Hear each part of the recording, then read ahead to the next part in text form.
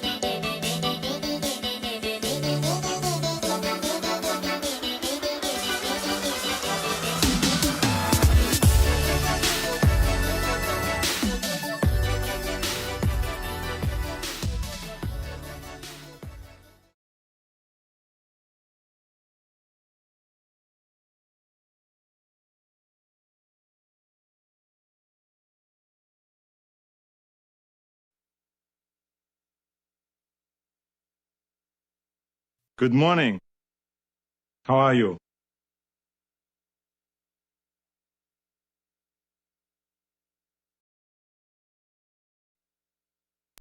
I gotta turn my mic on first. How's everyone doing? There you go. I got the mic working now. I got my mojo working, baby. How's everyone doing on this fabulous Wednesday, or as I like to say, Wednesday? Hope you're doing well. How about we get this road on the show? Let's go.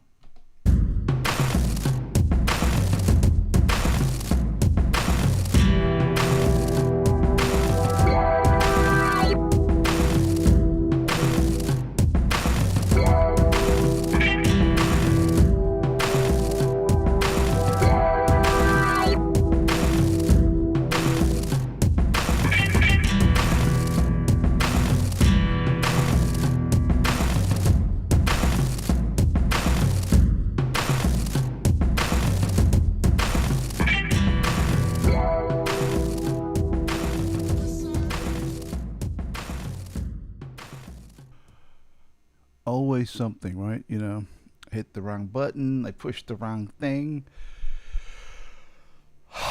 Good morning, everyone. Good morning. How's everyone doing? I'm feeling pretty good this morning, which is unusual because it's 6 o'clock in the morning, you know, and most people are right now. But no, here I am. I'm awake. I'm conscious. And I'm aware. Today is going to be a solo show. I don't have any guests today, but I do have some great stuff to show you. If you are a fan of 14 stuff, which I'm assuming most of you are because you've appeared on the Mindset channel, you may be aware, maybe even on the periphery, but you may be aware of the Great Vampire Hunt of 1970. Or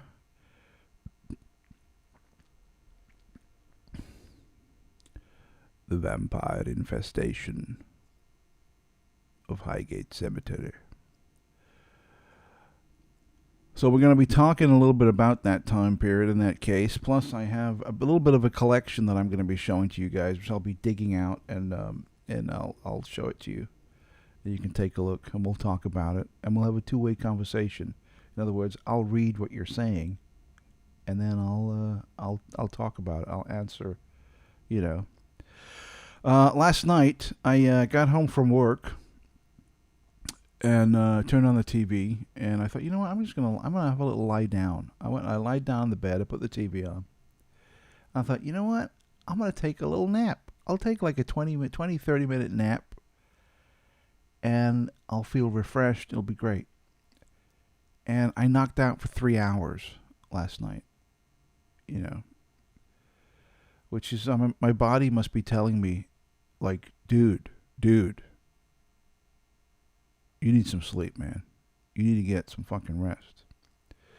So I slept for like 3 hours last night, and I woke up, and you know when you sleep in the late afternoon or early evening when you take a nap, and if it's for an hour or more, when you wake up, you're kind of groggy, you know. So I was a bit groggy and stuff. And then I decided to listen to mini discs all night. That's all I did. Listen to music. And it was really nice, you know. I had the window open. I had some nice breeze come in. I just listened to music all night. And it was a really nice, relaxing evening. The only problem is that, you know, around 11 o'clock, I was like, you know what, I should get to bed now. I got to be up in the morning to talk to you maniacs. And so I thought, you know, I'll go to bed, and I couldn't get to sleep. So I was like, well, that nap just messed me up pretty bad. But I made it, you know, I did. I got my trusty coffee. In fact, I need to take a little sip. But I'm gonna move away off mic so you guys don't hear the horrific sound of me slurping coffee into my mouth, into my gob.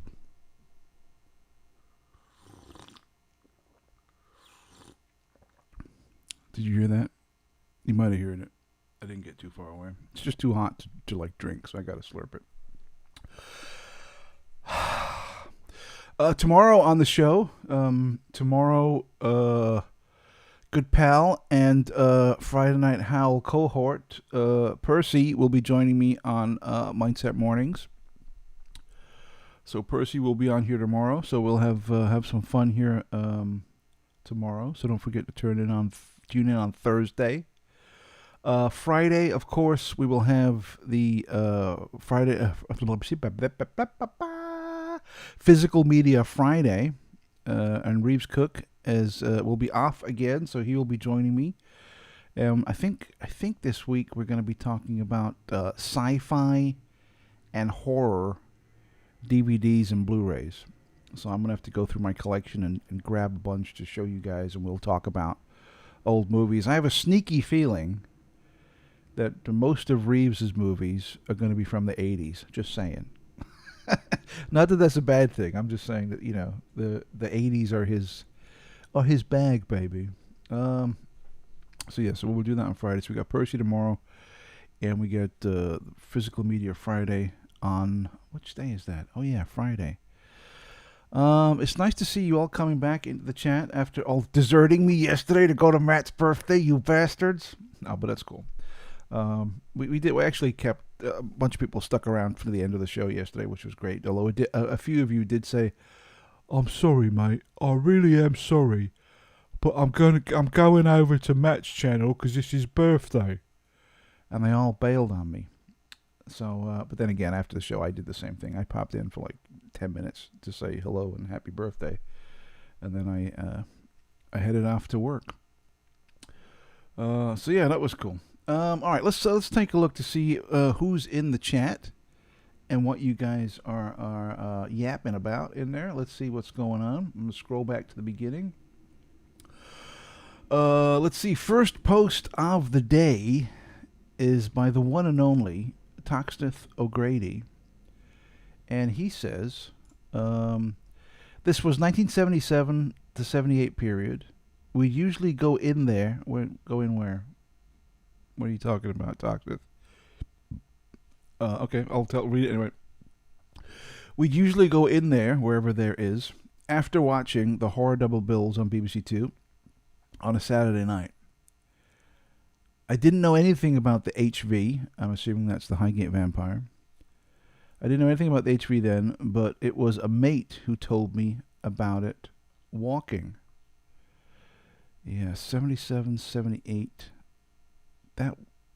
I think the first whispers of the Highgate Vampire I became aware of was probably around 1979 or 1980, I think. And I think it was something in the newspaper. And at that time, of course, I was very much into, horror movies and Hammer films and stuff. I was like 8 or 9 or something like that around that time. Just a little kid, but I was fascinated by this stuff. And to see something in the newspaper that alluded to the fact of a real vampire, I was like, huh? I was like Scooby-Doo, huh? Raggy? I was like all like, whoa, this is just what's going on here. So it was probably around that time, Toxteth, I became aware of it, but it was very much on the periphery, but I became aware of it at that time. He says, around here one day, his mum used to buy the Ham and High, and David Farrant used to be in there sometimes. I don't even get me started on the Bish. I used to ask him who he asked to have the tomb. The tomb bricked up with garlic impregnated cement. Of course, he would never answer. I don't have a Highgate Vampire collection as such, just a few of David's books. I've been meaning to get Della's Haunted Highgate, but haven't yet." Very cool, man. It sounds like it's so weird how people find each other. You know what I mean? Because just reading those through 3 little posts by Toxteth, it sounds like we're on the same kind of vibe. You know what I mean? And I'm assuming a lot of people in the channel, you come here every day to look at my stupid face because there's some kind of connection. And I found that too with other YouTubers. Like I watch other channels. And I watch it because you feel like an affinity for the person that you're watching. I mean, you're not going to watch a YouTube channel if someone annoys the fuck out of you, right? You're going to bail. You're not going to sit there for 2 hours or whatever listening to them yap about all nonsense when there's no connection. You're going to be like, you know what? Fuck you. I'm out later. So, very good. And actually, it's funny you should mention that. Talkster, because I have a copy right here of Haunted Highgate. I don't know. Should I go into it now? Or I'll wait. I'll come back to it. But there's the book. I have it right here. Let's see who else is in the chat. Who's in the chat this morning? Of course, we have Luke White showed up. He says, Good morning. He says, morning, Gareth. Dark Corners UK gives a... Good morning. How are you? Let's see. Simon Burrell also gets a... Good morning. How are you? Adam George is here. He says, hi. Natalie Lucy Alice says, hi, Gareth. Hi, Natalie. Nice to see you. Thank you for swinging by. Rick Howden says, of course. Happy day to you. There we go. Happy day to you. Let's see who else is in there. Daniel Ulok. I hope I'm getting your name right, Daniel. It says, hi, Gareth. Good morning where you are and good afternoon where I am. Good morning. Good morning. Simon Burrell also gives a... happy day to you. Luis. Or is it Luis or Lewis? How do I tell? How do you know? It could go either way, right? Anyway, you're saying a... Good morning. How are you? There you go. Jackie Green is here. Hi, Jackie. Nice to see you. LOL, I was going to say no sound. Yeah, I know. I forgot to hit the button. And what's with all these laughing things? Stop with the laughing. Come on, what's wrong with you? Let's see. Who else is here? Everyone's saying hello to each other. Jag, or JAG, says, morning, Mr. Taffy. I don't think Taffy's on today. Yeah, he was on Matt's show yesterday. Oh, you're referring to me with being Welsh. You can stop that bloody nonsense right now, all right? If I get sick of it, calling me Taffy. Who do you think you are, man? For Christ's sake. Okay, let's see who else. Who else is in here? Ah, Mr. Barry Crump is here. Barry. Good morning, Barry. How are you, sir? Barry says, good morning, Gareth. Happy day to you. Happy day to you. I know that it's ridiculously early to be contemplating such things. But I've been giving some thoughts to arranging my Christmas viewing. Yeah, I would agree, Barry. That is pretty fucking ridiculous. It's like not even mid-July yet, and you're thinking about Christmas. Anyway, Barry goes on to say, here's my list. Christmas Eve needs a good action thriller, such as Dog Day Afternoon. Very good. Great movie. Very good movie. Followed by a good ghost story to take you through the midnight, such as M.R. James's Lost Hearts. Oh, yeah.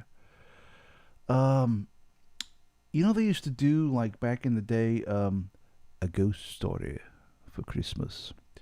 And it was I think it was every year or every other year, or they would go through phases where they do like a ghost story, and it was usually an M.R. James story that they dramatized for Christmas.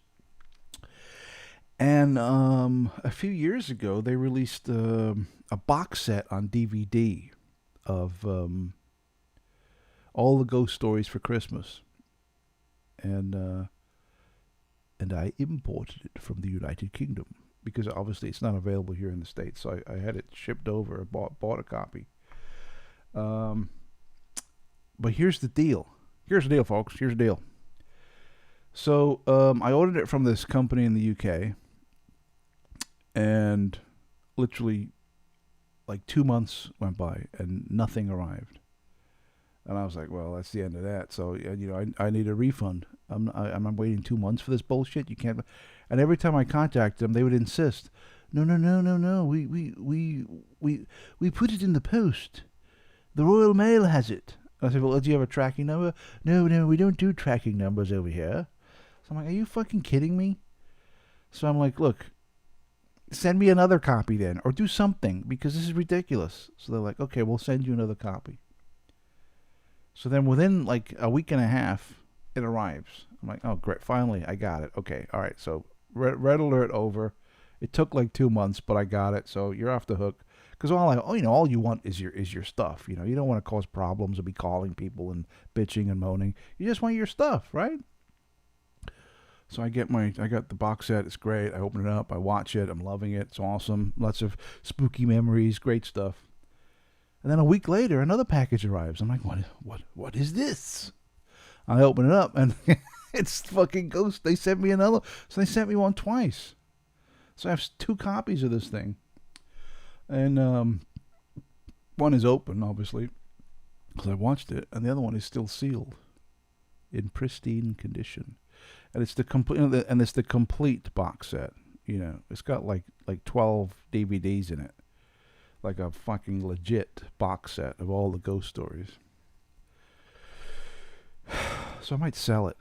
Oh, maybe I should do a competition on the show or something to get rid of it. I don't know. That's something to think about. Like a brand new sealed box set of Ghost Stories for Christmas on DVD. I don't know.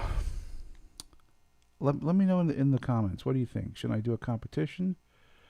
Do one of you guys want to make me an offer? An offer I can't refuse? That's the most ridiculous thing I ever heard. Anyway, let's go back to the thing. Let's see. Daniel Ulak says, going to make myself a cup of tea and enjoy the show. Great idea, Daniel. Go for it. All right, let's go back. Let's see what Barry Crump's Christmas viewing extravaganza is going to be. I can't believe he's thinking about this now.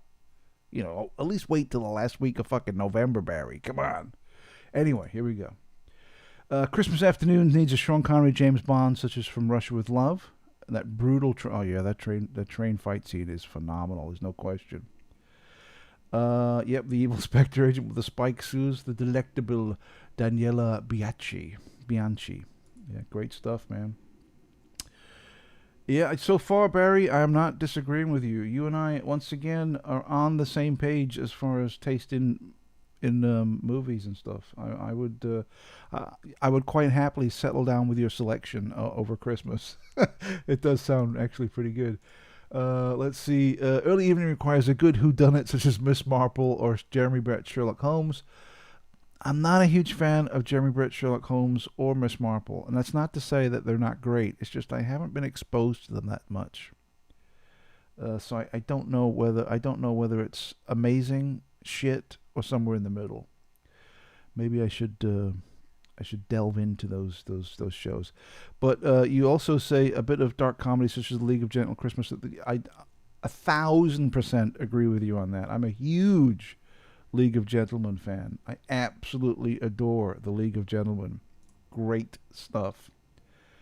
And then he goes on to There's Always Mothman Prophecies. Awesome. Doctor Who and the Daleks. Awesome with Peter Cushing. Night of the Big Heat. Great stuff. Peter Cushing and Christopher. I love it. Love it. Very good. Thank you for your recommendations, Barry, and your Christmas viewing habits. Some great stuff there. The only thing I agree with you 100% on everything you said, except I'm a bit shaky on the Miss Marple and Jeremy Brett Sherlock Holmes. But that might be just me. Let's see. Oh, look at this. This is great. Simon Burrell says, "A Crump Christmas. Wonderful." That's great, dude. The Crump Christmas. And we should do that, man. I mean, if this show is still going around Christmas time, if I'm still doing Mindset Mornings in December, and hopefully I will be, we should revisit this. And we should do like the Crump Christmas or something, and talk about, hey, I wonder, now with copyright stuff, we couldn't watch a movie together. We couldn't like put something, no, that'd be too difficult. Although it would be great, But anyway, maybe we'll figure something out. Or maybe you guys are fucking geniuses out there. Why am I doing all the thinking? Come on. Let's see. Daniel says, I occasionally drink coffee, but it interferes with my acid reflux. So I hear you. I hear you, Daniel. I only drink coffee once a day. So I have one cup in the morning, if you can call this fucking trough, this fucking ginormous thing a cup. I just have this in the morning, and then that's it. I don't drink any other coffee throughout the day. Throughout the day, I just drink water. But I do enjoy that first cup in the morning. It's like, man, it's like heaven on earth. What can I say? Let's see. Karen Hoyle says, we like to wind you up, LOL. Okay, all right. Oh gosh. Jackie's got to feed her tarantulas soon. Tarantulas. Spooky stuff. Adam George says hi.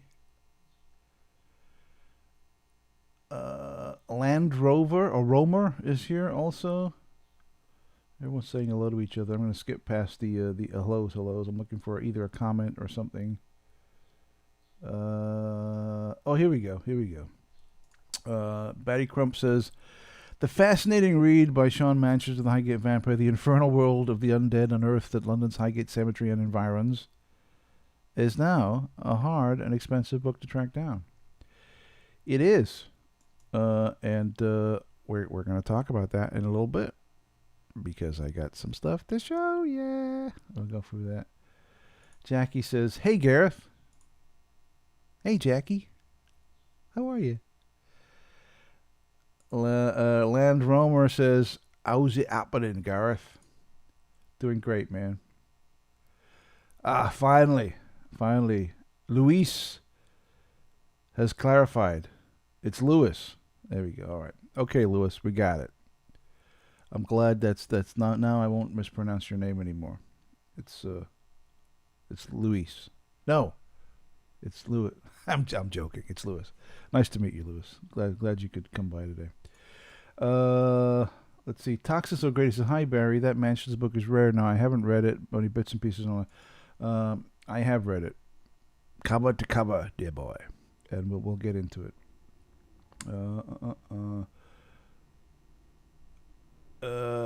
Toxic Barry says, I have a copy, but it's backed up for my move. You're moving to Wales?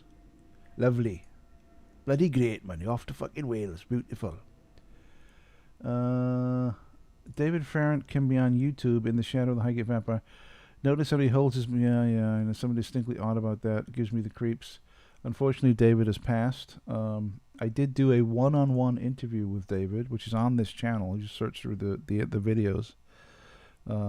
I went to stay with David in his house and videoed him, and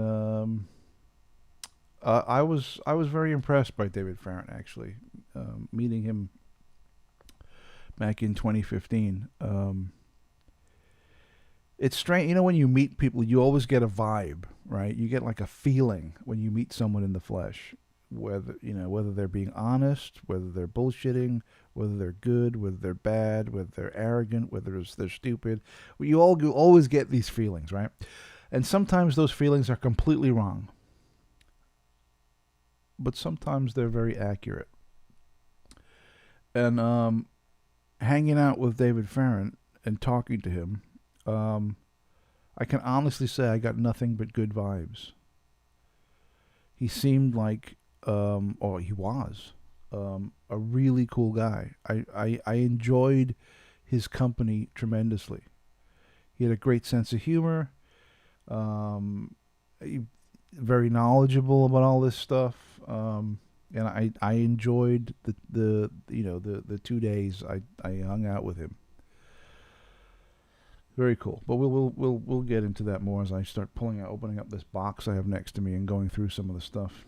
Let's see. Barry Little is here. Barry says, hi, Gareth. Hello, Barry. Oh my gosh, he's going for 80 pounds a copy? Holy shit. Wow. I had no idea. I knew Jackie would say this. I knew it. Even as competition, yes, definitely. Competition time, baby.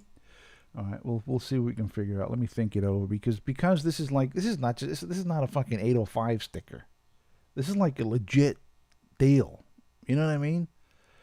brand new, unopened, like legit DVD box set.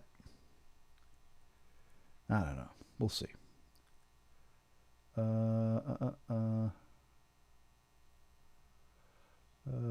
J-Egg. J-Ag says, you know your brother saw a UFO over Wales. So did I. Yeah, I do know that. I know my brother saw a UFO over Wales. Yeah, we've talked about it many times. And he's not bullshitting. He's telling the truth.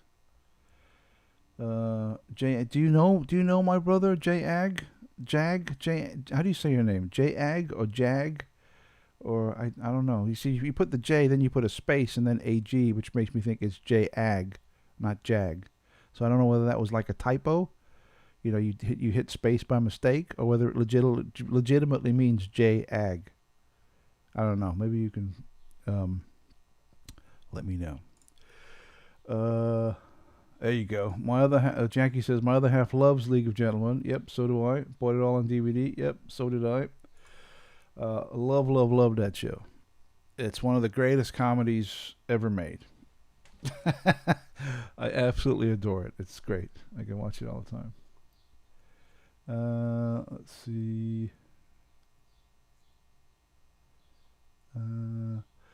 Toxist O'Grady says, what was the film that starred both Cushing and Lee and Diana Dors in the early 70s? It was shown on Talking Pictures a couple of weeks ago. Real folk horror type. A folk horror with Christopher Lee and Peter Cushing? Oh my God. I don't know. But you know how we can find out? We have this magical thing in front of us called the internet. And if you type in Christopher Lee, Peter Cushing, and Diana Dors, it'll probably give you the answer. Just saying.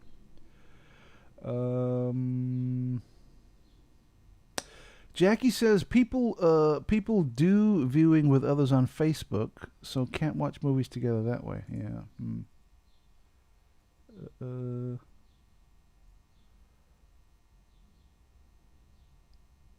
No, Barry. Peter Cushing and Christopher Lee were not in From Beyond the Grave. That was an Amicus anthology movie. I think we talked about that movie with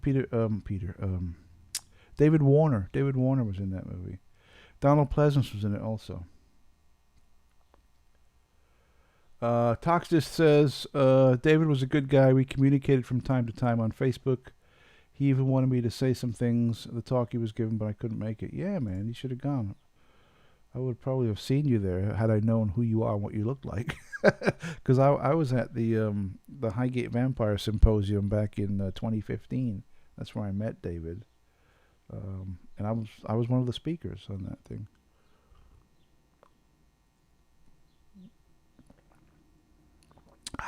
Coffee. Okay, J-Ag is clarified. It's Jag. So what's with the space between the J and the AG? Was that like, do you hit space by mistake and then saved it and thought, oh, fucking hell, man, I hit the wrong button, did I? Or was it like a legitimate J to kind of differentiate you from Jag? I'm asking stupid shit, I suppose, but I'm curious. Let me know. Immediately. Do it now.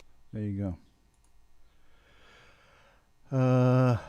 Nothing but night. Boom. There you go. Barry nailed it. See, the internet is a wonderful thing, Barry. As you just figured out. All right, don't forget, guys. Don't forget. Let's jam, man. Don't forget, if you are not subscribed to this channel, kindly do so. Immediately. Do it now. Subscribe. Join us. Come on over. You know it makes sense. Get your ass over here. Subscribe to the channel.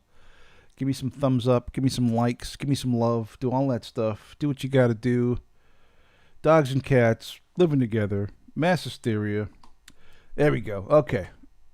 Jag says, first name, surname. Thank you, Jag. That makes perfect sense. I will never bring it up again because now it has been completely clarified. All right, so let's have another little drink, and then we'll start delving into the box of delights. And we'll see what's going on over here. All right. So earlier on, I showed a little bit of Haunted Highgate. This is the book by Della Farrant. This is David's Missus. And is there a piece of paper in here? No, I took it out. But this book kind of delves into the haunted areas of Highgate, and it does touch on the Highgate Vampire, but not the vampire. But there does appear to be some kind of entity that roams Swain's Lane and the like. This book is quite special to me because it was given to me by Della, and as you can see, she signed it, and it's pretty cool. You know, the author signing the book, and she gave me this copy, and then immediately grabbed the pen and went and gave it to me. So this is awesome. I also have I got part 1 here too, but this is part 2. This was the one I had at hand. This is David Farrant's autobiography. David Farrant, Out of the Shadows, Volume 2. And in here, I also have some of the paperwork and the like from the Highgate Vampire Symposium. I'll show that to you. So this is the thing, the Highgate Vampire Symposium 2015, upstairs at the Gatehouse Pub, July 19th, 2015. And I'll open it up so you can see all that stuff. Can you see that? This is the internals. And there's the back. And if you look, you'll see right here it says the speakers. And if you look down towards the bottom right here, where is it at? There we go, right there. See that? Look at that. Speakers. Gareth Davis, LA-based podcaster. What's she say? Podcaster, philosopher, and researcher. There you go. Look at that. Kaboom! And it was great. It was a wonderful day out. It really was superb. Della put it together and organized it, and she did a fantastic job. And I kept asking her, hey, you going to do one next year? Come on, you got to do this shit every year. And she was like, fuck no. Because it's so much, I mean, putting together these kind of conferences, even though they are fun, and they're great, and they're informative and wonderful time, if you're an organizer, you're pulling your fucking hair out. That's a lot of work. That's a lot of fucking work. So, as much as I would have, and I kept hounding Della saying, come on, do one next year, do it. And she kept, no, I can't, because it's no joke.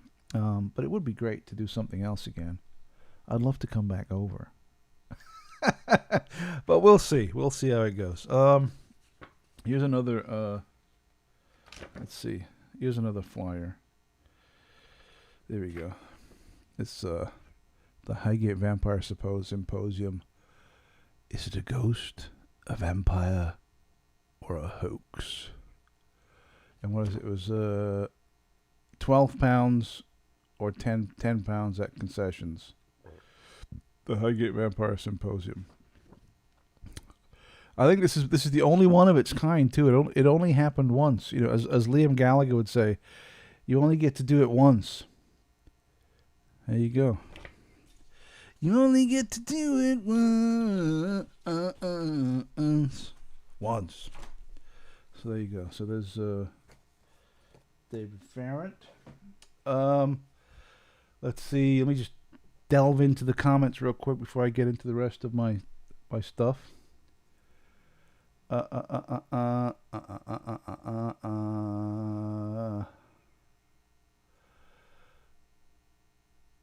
Oh, Karen says, where's Mark? Well, you know what, Karen? You're absolutely right. We haven't woken up yet. I've been too busy reading chats and looking through books. We have not, Mr. Spock, woken up. So how about we do it right now? Okay, get ready to have the cobwebs blown out of your eyeballs because get the fuck out of bed, bitch, go.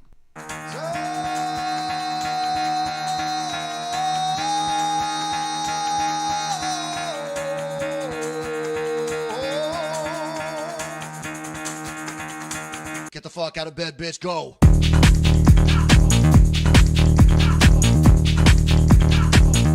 Get up, and get the guy go on.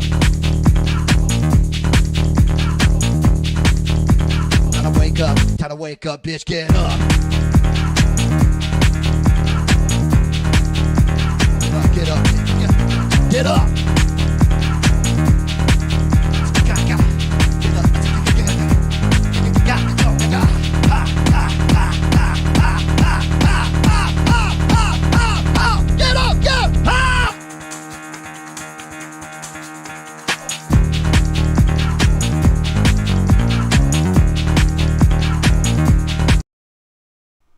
Yeah, baby. There you go. We got that mark. Everyone is the blood. The blood is the life, Mr. Enfield. The blood is the life, Mr. Enfield. There you go. Hopefully you're all fully awake now and supercharged, ready to go. There's a great comment here. I absolutely love it.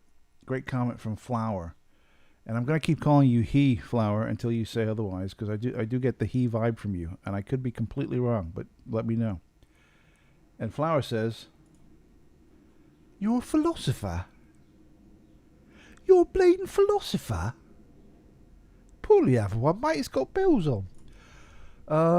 Yeah, I am, because I contemplate existence. I think about reality. I wonder about what the fuck is going on here. What's it all about, Alfie?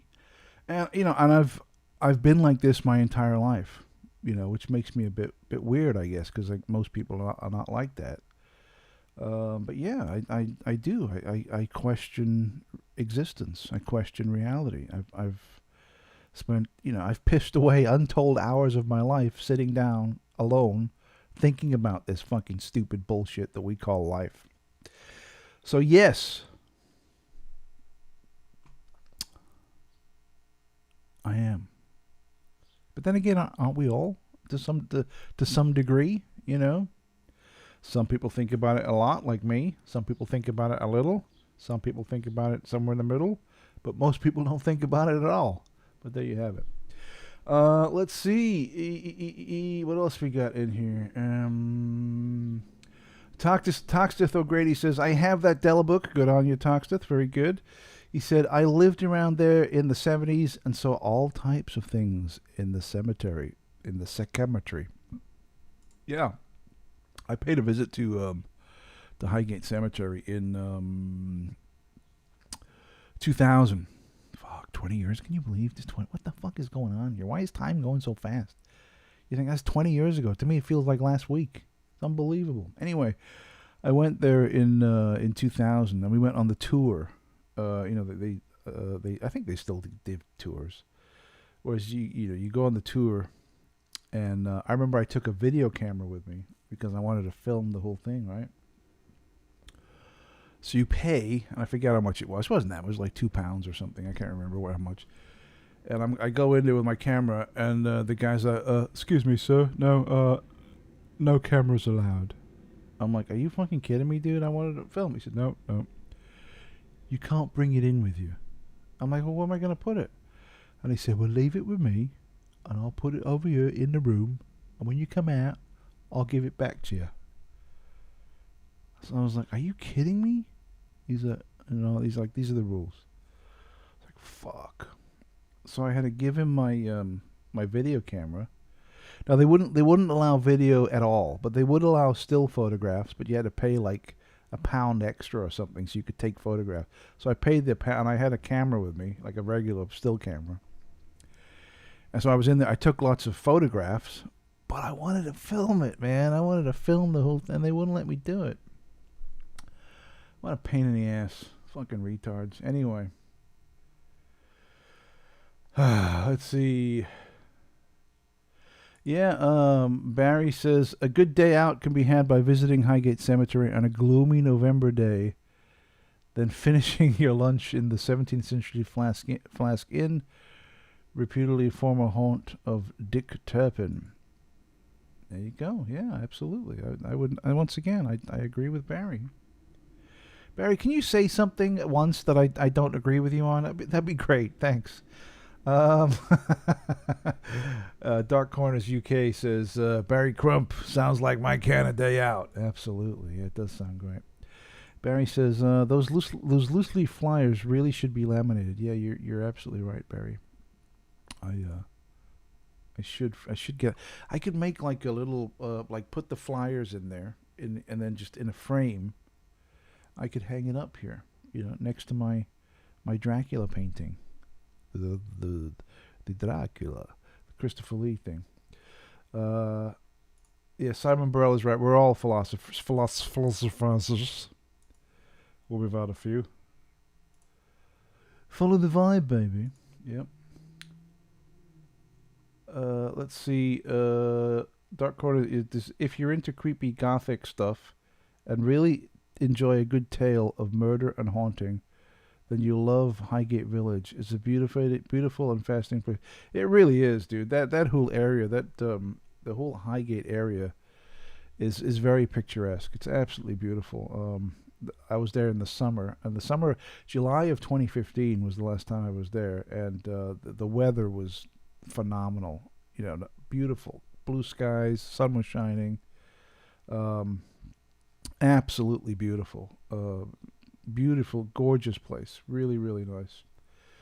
And then Dark Corner says, I will definitely look in visiting sometime. Yeah, I would absolutely get your ass up there. Get your ass to Mars.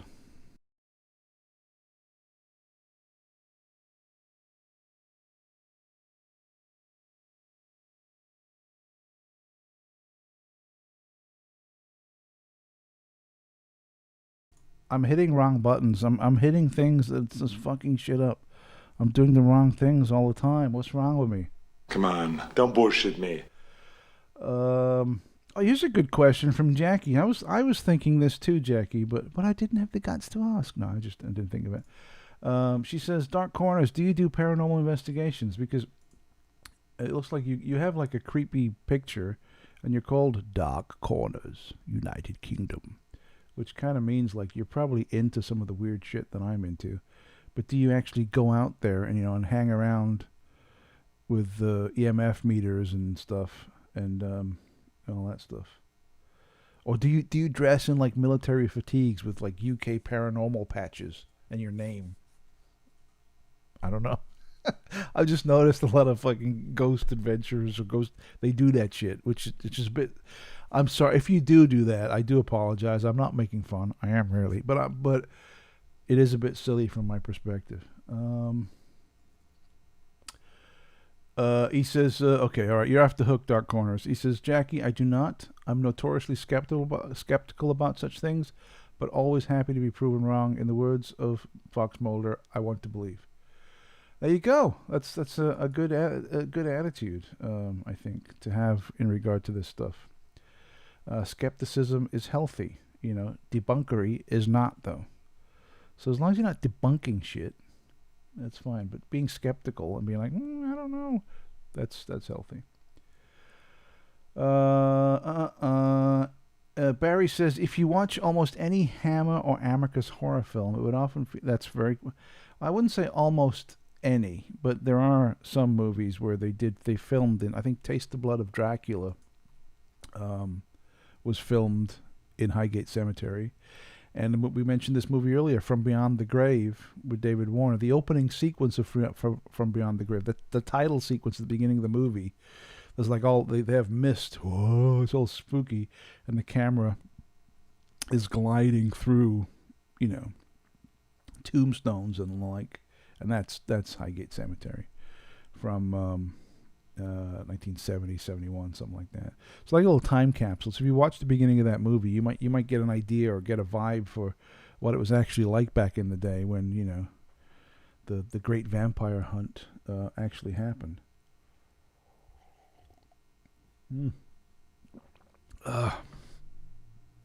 Jag says, look up Pete the Poltergeist in Cardiff. I swear it was real. There was also one, Jag, in, I think, 1965, in the Town Hill area of Swansea. There was a poltergeist that actually made the television news back then. And if you do a search on YouTube, you should be able to find the clip where they interview the young lady. She's not young anymore, you know, back then she was. Talking about some of the weird stuff that happened, you know, like frying pans and stuff, pots and pans flying off the fucking oven, the stove, and doors and the cabinets opening in the kitchen. And yeah, check that out. It's in there. Let's see. Barry Crump says, Toxic O'Grady, I'm so envious of you. You were there right in the thick of the Highgate Vampire era. Put a man on the moon in this decade. It even made it to the TV news at the time. Yeah, it was on the news. All right, let's see what else I got down here. So this is a good one too. Now this guy Paul Adams wrote this book. And he was the MC at the Highgate Vampire Symposium. He seemed a really nice guy. And he wrote this book called Written in Blood, The Cultural History of the British Vampire. And this is a very good book. And it's not only about the Highgate Vampire is in this book, but that's not the focus of the book. It's basically about vampire tales, you know, like throughout British history, where they go back and talk about, you know, Bram Stoker, Varney the Vampire. It goes through literary vampires. Right here, you got Montague Summers right here, and I think there's Christopher Lee in there somewhere. There's Christopher Lee right there. It also talks about Hammer films and vampire movies in the 60s and so on. And it's got some lovely blood splatter on the on the pages. So this is a good one. I would recommend getting your hands on this. This is a good book. I bought this in the States. I didn't buy this in the UK, but you can get it in the UK. I think it looks just the same. In fact, it's probably exactly the same book. But this one has a US price tag on it. So it's $24, I think. Yeah. See, had I bought this over there, I probably could have got him to sign it. I said, hey, it could have been like, hey, Paul, give us your autograph, mate. But that's a good one. Okay. Where can I put these out of the way so they're not... Let's put them on the floor right there. All right. Let's see. Okay. All right. Now we're going to get into the meat and potatoes. So let's start off with that 80-pound book you guys were talking about earlier. This is, of course, The Highgate Vampire by Sean Manchester. This is the hardcover edition. And what's the publishing on this? What's the date?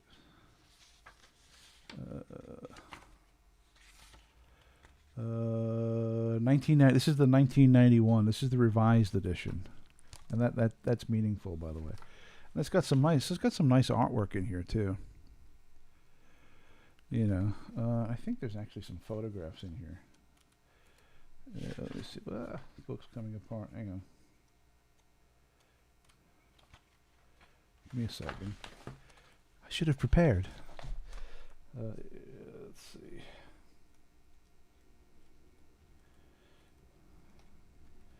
Flipping through here, there's a lot of the pictures are illustrations, and a lot of that. See, this is the thing. A lot of these photos are like staged. You know, like look at this. Right, this is a picture of that's Sean Manchester. You know, lying down with like this gothic chick with blood all over her, hanging out there. You know, all these staged kind of goofy pictures in here. Here we go. Here we go. Now we're talking. All right, so you guys want to see a photograph of a real vampire? So this is a picture or pictures of the alleged real vampire in Highgate that's in the book. I'll show you. There you go. Can you guys see that? There he is.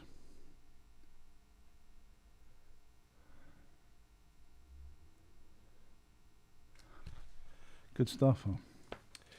All right, so this is the revised edition of the Highgate Vampire that came out in 1981. Not 1991, I apologize. Now, this is the pièce de résistance, or the piece of resistance. Now, there was an original Highgate Vampire book that came out in 1985. We're going to send you back to 1985. And this one is exceedingly rare. And I bought this book many years ago, right? And I keep it in plastic because it's so rare. And now when I bought it years ago, I paid £45 for it. See, £45. What it's going for now, I have no fucking idea. It's probably going for significantly more than £45. But it was a book that I had to get because I had to complete my collection. This is a first edition printing of the 1985 Highgate Vampire book, the Highgate Vampire by Sean Manchester, and this cost me £45. And it's in, I'll open it up. It's in fairly good condition. It's a first edition from 1985. And it's even signed by Sean. Signed by him. It says, "To Diana, my dearest something and loyal friend, Sean." So this originally belonged to Diana somebody, I don't know. And this one, this has some great photos in it. There's some great photographs in the original one. This is the original book. And what's cool about these photos is the vampire thing right there. A lot of these photos have they're in this book, but they've not seen the light of day elsewhere. There's Sean in his gothic getup, and all that stuff. There's a lot of cool stuff in here. And there you go. There's one of the vampire victims there. See the little marks on her neck? I don't know if you can see that. Let's see. See the little puncture mark on her neck right there? The mark of the vampire. There's a lot of kooky stuff in here. There you go. This is a representation of the vampire's final moments. It's fucking great, huh? How great is this shit? It's so wonderful. Is all the newspaper clippings of the time and all that stuff, and so this is the first edition of the Highgate Vampire. There's Sean and his tuxedo. It's fucking great. It's fun stuff. Now the revised edition, I guess in many ways kind of pretends or hopes that this other edition doesn't exist. Oh fuck, I fucked it up. Hang on. Damn it. Oh, okay. I'll put that there. Because there's some changes in the story that was revised in 91. I'm not going to get into the ins and outs, but some things were changed. I also have a first edition copy of The Vampire's Bedside Companion by Peter Underwood. Now this book came out in, I believe, we get the date on it. Hang on. 1975. There you go. So this is the first edition, 1975. And this book, he talks about vampire movies and all that stuff in there. Like he's got some cool pictures of, Satanic Rites of Dracula and all that stuff. But then right there, right next to you see what this chapter's called? The Highgate Vampire by Sean Manchester. Now this is yet another. This is the original tale of the Highgate Vampire. So you have to try and understand. There's been 3 versions of Manchester's story that's been published. There's this version, which is the original version of the story. Then there's this version that came out in '85, which is another version of the story. And then there's this one that came out in '91, and this is I guess you could consider this the final version of the story, the be all and end all. This is the end of the road for the story. There's been no further revisions past this one. But yeah, so there's Manchester's tales, the 3 versions of the Highgate Vampire. All right, any questions or anything before I delve into the rest of this stuff? Let's see.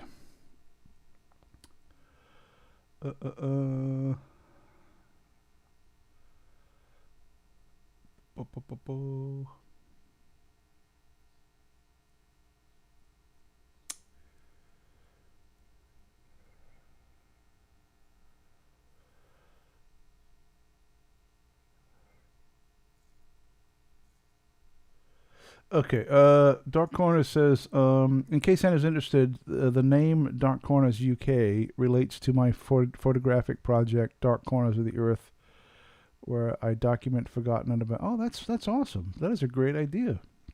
Is that going to be published in book form or online, or how can we see this stuff, Dark Corners? Let us know. That sounds fascinating. Toxtus O'Grady says Paul Adams and Della did that Highgate. Yes, they did. They did. I think they did that walk maybe like 3 or 4 weeks or maybe a month before the symposium. Karen Hoyle says, just bought a new Stephen King book, but those books you have look cool, Gareth. Thank you, Karen. Appreciate it.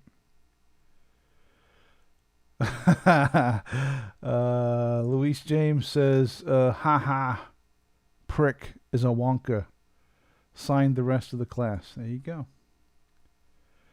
Dark Corner says the name Dark Corners of the Earth was already taken and a bit of a mouthful, as the actor said to the bishop. Hence Dark Corners UK. Dark Corners, that's a good name. That's a good name for if you were going to document spooky areas of the United Kingdom in like book form, like cool photographs and stuff. That would be that's a cool name. Barry Crump says, the subject of vampires is a perennial favorite. The Yanks, in particular, adore anything with a British theme. That's not entirely true. So a version of the film of the Highgate Vampire would be hugely successful. I don't know, Barry. I don't know if that's true or not. I'd like to think it's true, but I don't know whether it is. It depends what you were going to do. If you were going to make, I think a movie of the Highgate Vampire would be amazing, but not Manchester's tale of the vampire, because that's very trite and it's basically fucking Bram Stoker's Dracula, But a story about the feud between Farrant and Manchester, a film of that, where the Highgate Vampire part is kind of incidental to the story. The story is actually those two guys butting heads and talking shit about each other. That would make a great movie. It would make a great comedy. That could be a really good dark comedy, if they could get the rights and everything and a good writer to put that together. That would be a lot of fun. Let's see. David reckons the vampire was done with paper mache, a fan, and time-lapse photography. David was shown the lead scene. Exactly. Yeah, that's true. The film itself was called The Vampire Exposed, and I do have the flyer. I don't have it with me, but there's an original flyer that Sean Manchester had that he was putting about in the late 60s, where he was dressed up as the vampire he had the fake fangs on his all hair, And if you look at the photograph and you look at a photograph of Manchester with a beard, it's basically the same dude. But it's good stuff. I mean, the reason that I got into the Highgate Vampire, that sparked my interest, was simply because of Manchester's story. And I think that's the case with most people that got into this thing, was that Manchester's story was the Manchester was the gateway drug, so to speak, that got you in through the door and got you fascinated in investigating the Highgate Vampire. He was the one that pulls you into it. But once you get in, you very quickly realize that his story is a bunch of fucking nonsense. Although it is a great story. I mean, come on. It doesn't have to be true to be a great story. It is a great, fun story. So, as wacky as Manchester is, my hat is off to him for coming up with a great story like that, and for milking all the publicity for it. But I don't believe a word of it. It's obviously nonsense, but it's fun. It's a fun story. I mean, what are you going to say? Let's see. Ooh, my first edition Vampire says, I saw one go for a few hundred a couple of years ago. Wow. Yeah, I paid $45 for it. And I remember when I paid £45 for it, I was like, fuck, what am I doing? Was some dopey old book? But I did, and the rest is history. What are you going to do? I now have a copy, but I have no plans on selling it or getting rid of it. But it's it's one of those things. Sunshine Dragon is here. Sunshine Dragon, you should get a. Good morning. And I'll give you a. How are you? There we go.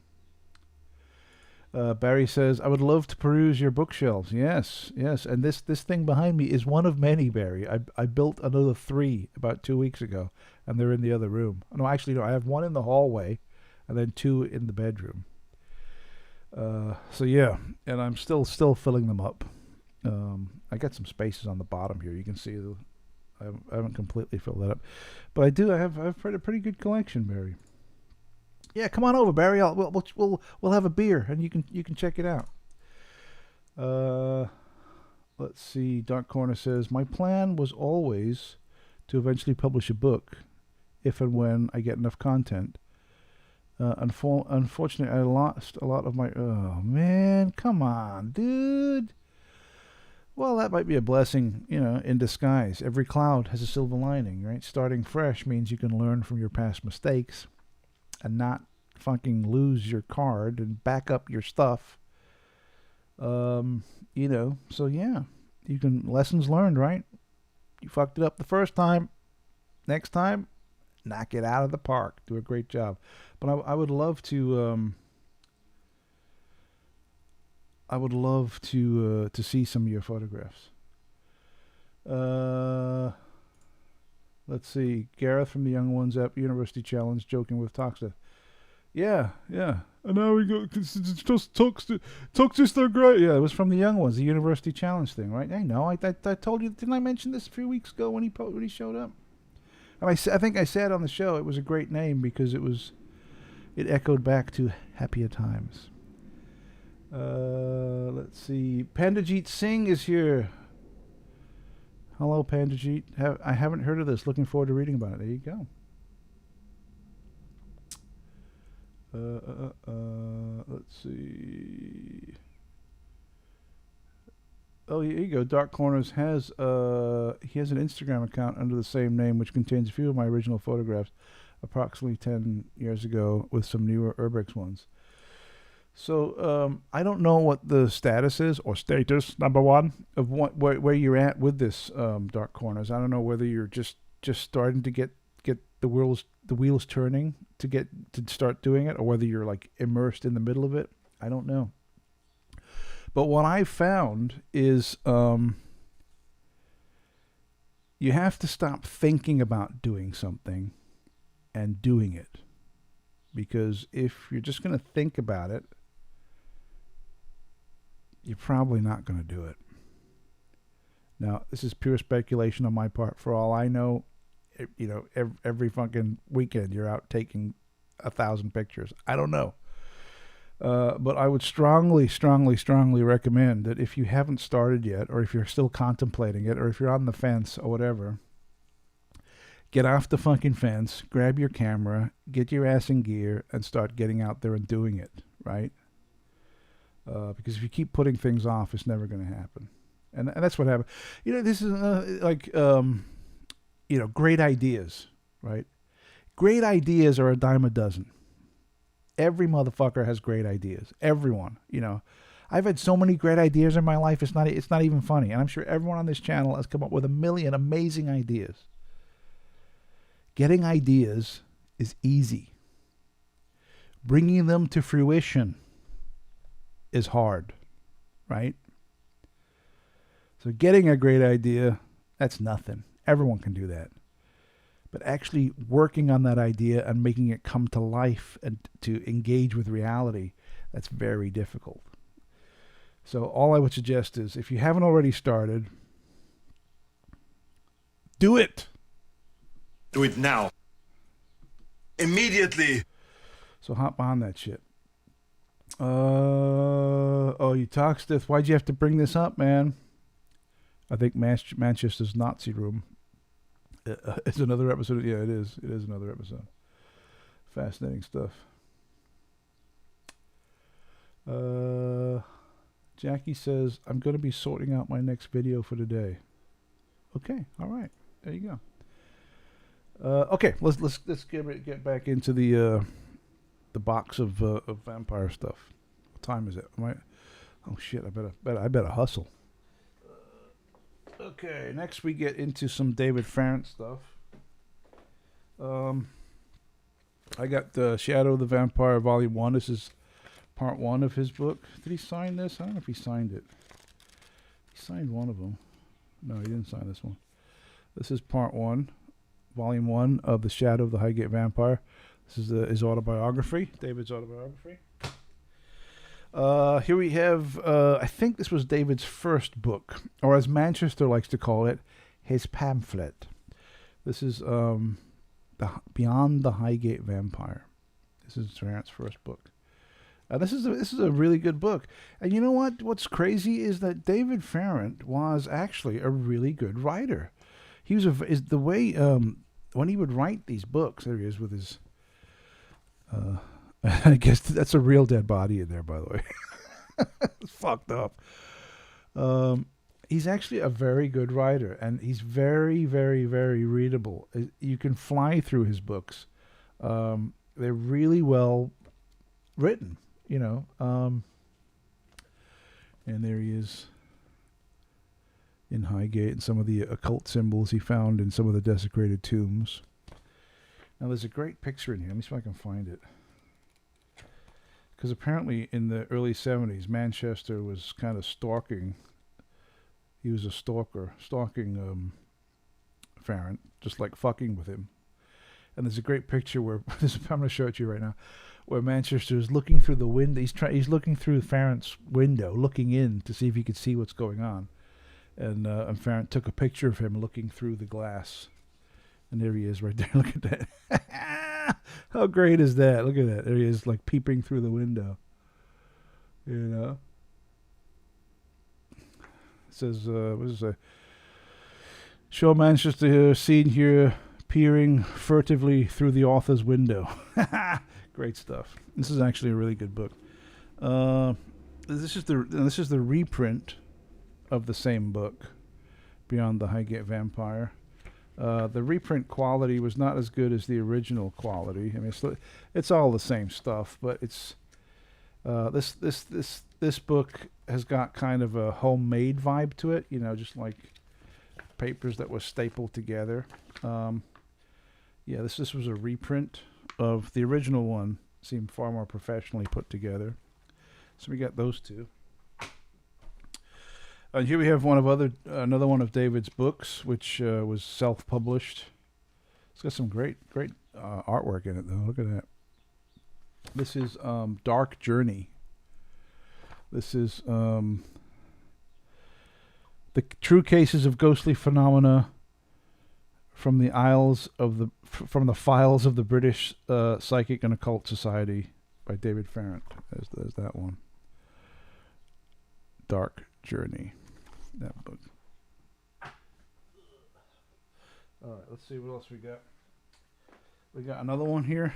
This one is called The Vampire Syndrome, The Truth Behind the Highgate Vampire Legend by David Farrant, President of the British Psychic and Occult Society.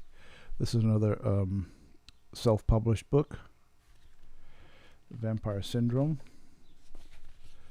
Right here. Is there pictures in this one? I don't think there's any pictures. No pictures. Look at that.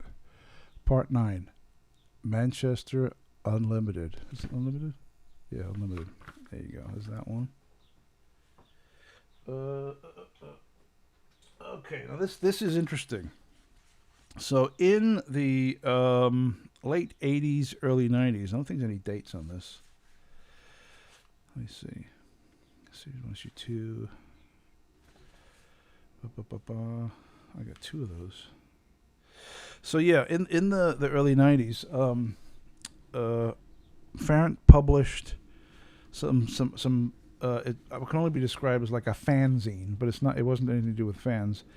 As a kind of expose of Sean Manchester.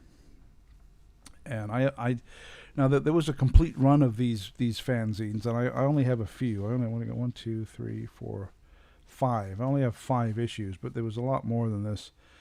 And this was called The Man, the Myth, and Manchester.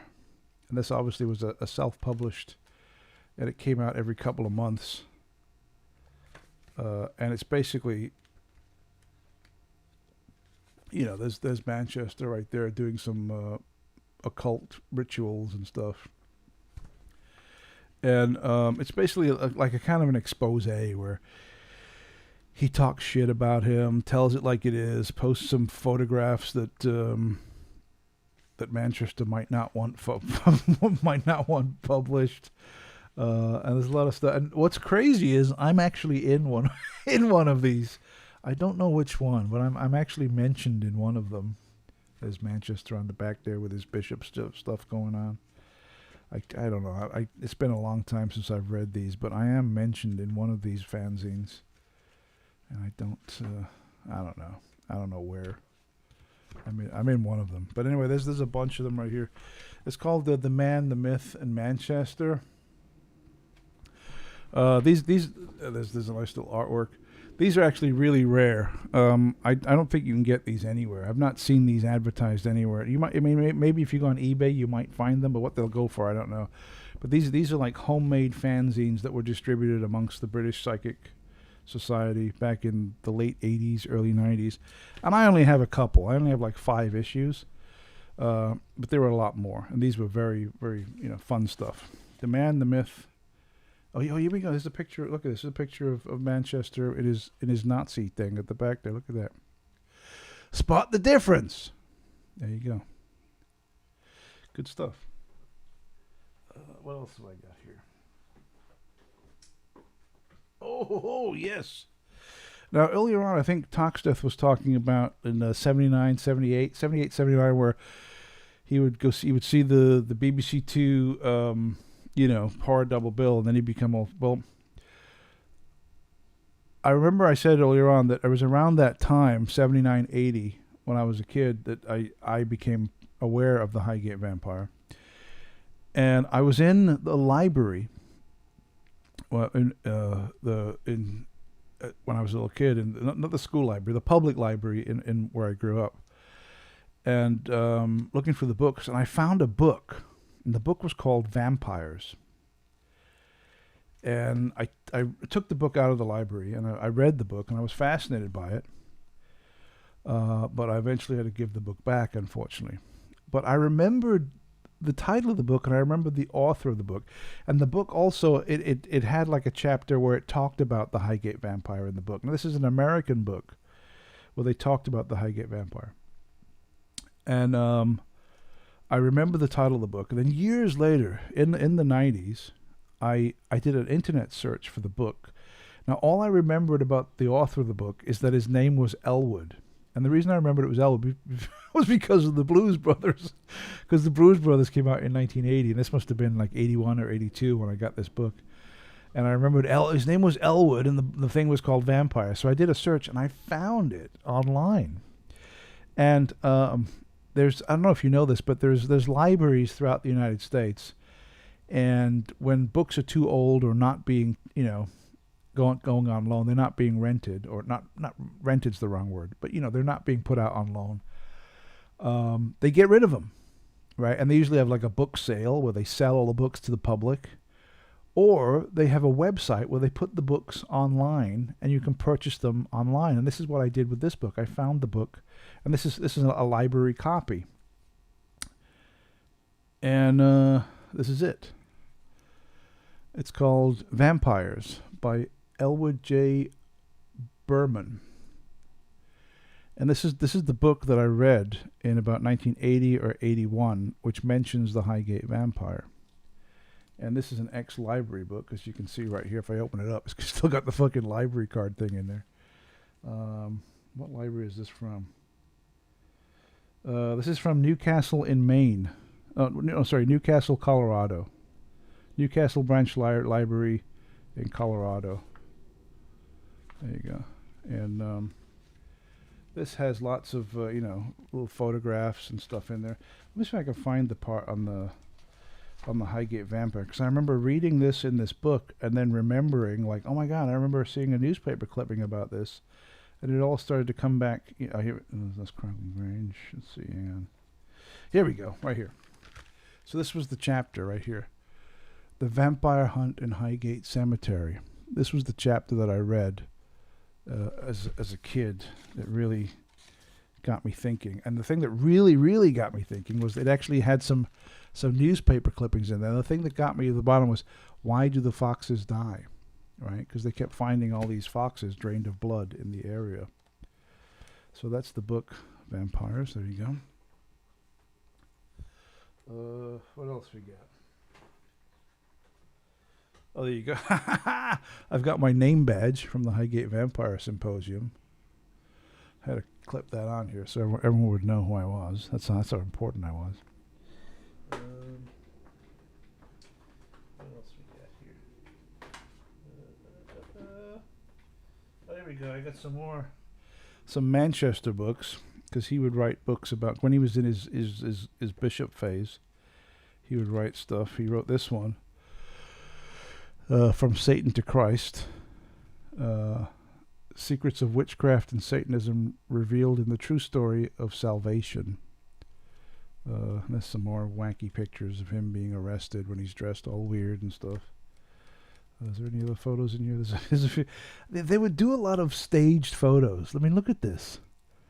It's so weird, They would like, hey, put on this costume. Let's go into the forest and we'll take some pictures. And he's also got some photos of Farrant. Every book he did, he would have a little go at Farrant and talk shit about him. All this stuff. And there he is with his white cloak on, I think he loved dressing up. He likes the costumes and shit, It's weird. Okay, all right, we almost there? No, we got more.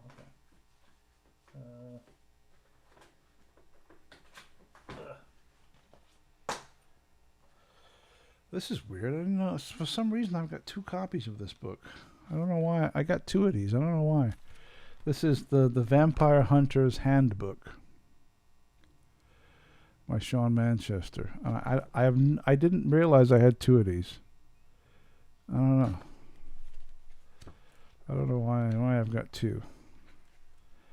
I don't know. Yeah, that's a bit weird. But anyway, I got 2 of them. This one has some papers in the back, I think. Let's see what's in here. What's this? We got a publisher's addendum in there. The Highgate Vampire thing. I don't know what this is. What's that? It's an advertisement for the Highgate Vampire book. Oh, here we go. This is an audio cassette that he was selling called "The World of the Vampire" by Sean Manchester. And then right here, we got the Grail Church, where you can sign up to join the Grail Church thing. Paperwork. Some good wacky stuff. I'm sure you'll agree. Here I've just got. See, this is. Excuse me. That's yeah, man. Excuse me. What's this? Oh, we got another one. It just gets better. This is the Highgate tapes, which is where they talk about more Sean exposés and stuff, with more paperwork. This one was mailed to me. Oh, I don't want you to see my address.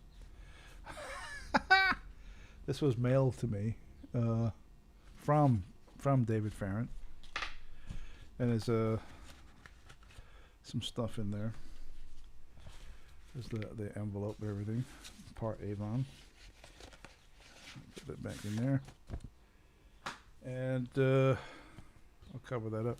Here's another letter that when I was communicating with David via mail. And let's see. Let me open this up. There you go. Oh, this is a letter that David wrote to me.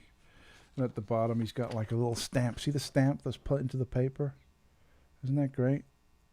So awesome. Still smells of cigarettes. There you go. There's that. This is just all a bunch of correspondence that I had with David. This was.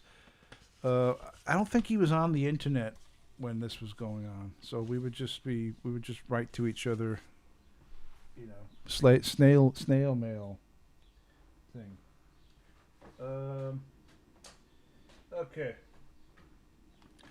Let's talk about some of the other fun stuff. So I have some CDs. This one here is really good. This is a CD, Beyond the Mental Realm, an interview with David Farrant by Mark Pilkington. This is a really, really good interview. Like, legit, very, very good interview with David Farrant and Mark Pilkington. This next one, I don't know what this is. Oh, this is like a CD-ROM, multimedia CD-ROM with all kinds of images of newspaper clippings and photographs on that. It's a CD-ROM. Okay, now we come to the real fucking crazy shit. Earlier on, I mentioned I showed you a piece of paper where Manchester was advertising the Highgate Vampire audio cassette. Well, here we go. This is it. This is directly from Manchester. The audio cassette, professionally done, as you can see. And it says right here, I'll read it to you. It says, actual recordings, copyright the Vampire Research Society, edited highlights from interviews from a much longer duration. So in side A, we have Elizabeth Woodgelia, who was allegedly one of the vampire victims, Keith McLean and David Farrant. On side B, David Farrant and Keith McLean. Says Elizabeth Woodgelia was interviewed in 1967 and 1969. Keith McLean was interviewed in 1969 and 2001. And David Farrant was interviewed in 1978 and 1998. So there's that tape right there. And of course, because it's Farrant is, you know, that's weird. What is this?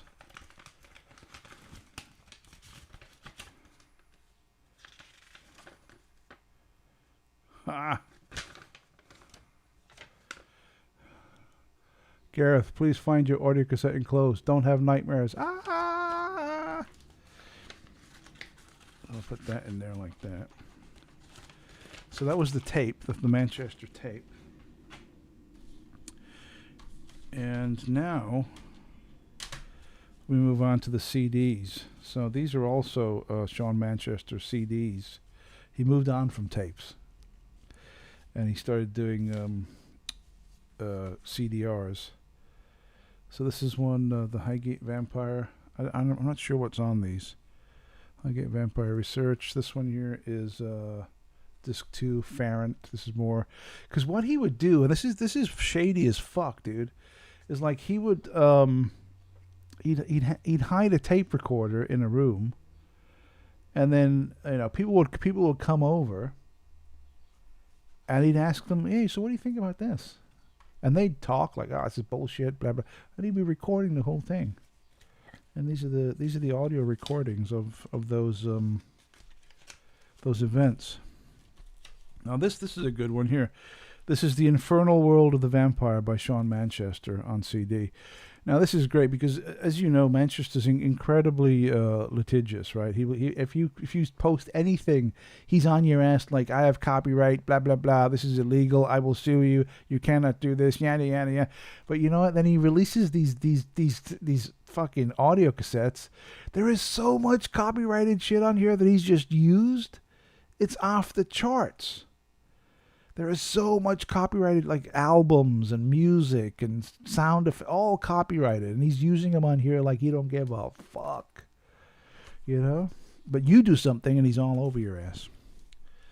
Hypocrisy, dear boy. More Farrant. Let's see what else. Oh yeah, then he did some music because he wrote this book, Carmel, which is apparently a sequel to Bram Stoker's Dracula, and he did the music for it. And it's on CD, and it's really good. And then there's another one, the Highgate Vampire. And then here's a CD that I made years ago. And I burned it to disc. And this was October 31st, 1990. Nicky Campbell was a BBC Radio 1 DJ back then. I don't know what he's doing now these days, but he interviewed Sean Manchester on Halloween 1990, and I recorded it, and I made a CD about it years ago. I mean, who makes burned CDs anymore? But here's the CD. And last but not least, this is not really Highgate specific, but it is something that I absolutely adored. In 1979, there was a Play for Today that was shown on BBC One. And it was burned into my memory. I never ever forgot about this Play for Today. And the Play for Today was called Vampires. And 20, 30 years later, this play was still rattling around my head. And I researched it online, and I found out that no, Gareth, you didn't imagine it. It was real. It did really happen. It was broadcast on BBC One at 10 p.m. in January 3rd or something, 1979. But it was impossible to see. And I was searching online, and I found this website where this guy was selling a DVD of this Play for Today called Vampires. Now, obviously, it's never been released officially. But because I was so fascinated by this and I loved it so much as a kid, I ordered it. And he mailed it all the way to America. And here it is. Play for Today, Vampires, 1979. And here's the recording of the video on DVD. And I don't know if any of you have seen it or even remember it, but it's absolutely wonderful. It's great. It's really good. It's about these kids they're really into vampire movies, and they watch Dracula, Prince of Darkness late one night. And then they bunk off school one day and they go to the local cemetery and they see a gravedigger, and he looks very gothic and very and they think he's a real vampire. And then adventure ensues. But it's great. I have two final things. Some DVDs. One DVD is In Search of the Highgate Vampire by David Farrant, and the other one, The Vampires of Northgate. These were done by David Milner, and these are movies. And I think that's all she wrote, because we're rapidly running out of time. I want to just go through some of the comments. Let me scroll back a little bit. Let's see who's been talking about stuff. Oh, got a lot of stuff going on here. I'm trying to find a good comment. I can make some good comments. What's wrong with you guys? Come on.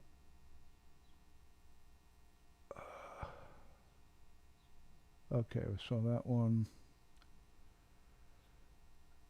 Tim the Pigeon Master says, it wasn't a vampire, Gareth, it was Boris. Okay. All right, fair enough. Let's see. It's such a shame that libraries are beginning to die out during this relentless digital age. Yeah, that's true. But I think they'll come back, because as I've said before, the future is physical. The future is physical media. Even though streaming is enormously convenient, to be in control of your own media, whether it be books or DVDs or Blu-rays, I think that is the way to go. Let's see. Dark Corner says, Barry, I agree. You can't beat a visit to your local library. Absolutely. Check it out. Tim the Pigeon Master mentions Farrant's fashion sense. You can just tell he's got a crazy fashion sense.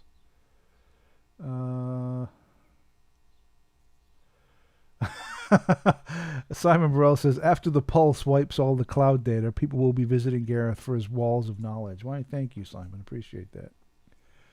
Let's see. ZXR Alien Warrior. Tino is in the house. He says, ciao, Garetho. Garetho. Sorry, I've only just come down from my high of a little football soccer match last Sunday night at Wembley. Have a great day. Well, thank you, Tino. Appreciate it. I'm glad you're enjoying watching a bunch of people running around kicking a ball. But hey, each to their own. Barry Crump says, I have an extensive collection of horror fiction. Need to start picking up some of the nonfiction books, though. I definitely look more in the Highgate Vampire. Absolutely. Check it out. Barry Crump talking to Dark Corners. You can't beat a bookshelf of proper books or vinyl LPs. So much better than Kindle or MP3 downloads. Although I don't dispute the convenience of digital. Yep, absolutely. Yeah, 100% agree. Karen Hull says, "Oh my God, old school typewriter label." Yep, absolutely. Absolutely. Absolutely. This time you can count on me. Let's see. Toxis O'Grady says, used to get those MR data discs from the pound shop. That's probably where he got them, Toxis. That's probably where he he's minimal expense. He probably went to the pound shop, bought a shitload of those, and then burned the discs, and then mailed them all out. All right, I think that might wrap it up, ladies and gentlemen. I still have a couple of other things, but maybe we'll keep that for another time. I hope you've enjoyed this little glimpse into my Highgate Vampire collection / obsession. I do have a lot more stories to tell in regard to this fascinating tale, this convoluted tale of vampirism in the 20th century. But no doubt we can revisit that on a future show. So I just want to remind everyone, subscribe to the channel. If you have not done so, please hit that button and give me some likes. What are we up to? 20. Come on, we're up to 28. We got to make it to 30, guys. Come on, we got to get 30 likes. Just click it. It takes a second, literally a second out of your day to go boop. Come on, throw me a freaking bone here, people. So subscribe to the channel. Give me a thumbs up. Give me a like. Give me a share. Share share my channel. Hit the share thing. Spread it around. Let other people who you think might like my particular brand of content. Let them know. Tell them to come by. Tell them to join us. Join us. Oop, hit the wrong button. See, I'm hitting the wrong buttons like crazy. Anyway, guys, I want to thank you all for coming by. Hopefully you enjoyed this look into the Highgate Vampire saga. Maybe we'll revisit again in the future. I want to thank you so much for spending an hour and a half of your day with me. If you're just starting your day, have a great Wednesday. I hope the day works out for you and you have an awesome time. If it's late afternoon, early evening, have a great night. Maybe watch a spooky movie or read a good book. I don't know. Do something, but have a good night. Have a good time. And I will be back this time tomorrow on Mindset Mornings at 6 a.m. Pacific Standard Time. I will be up staring into a camera, talking into a microphone, and communing with you, gentle peoples. So have a great day, guys. I'll see you all tomorrow. But until then, Besegno.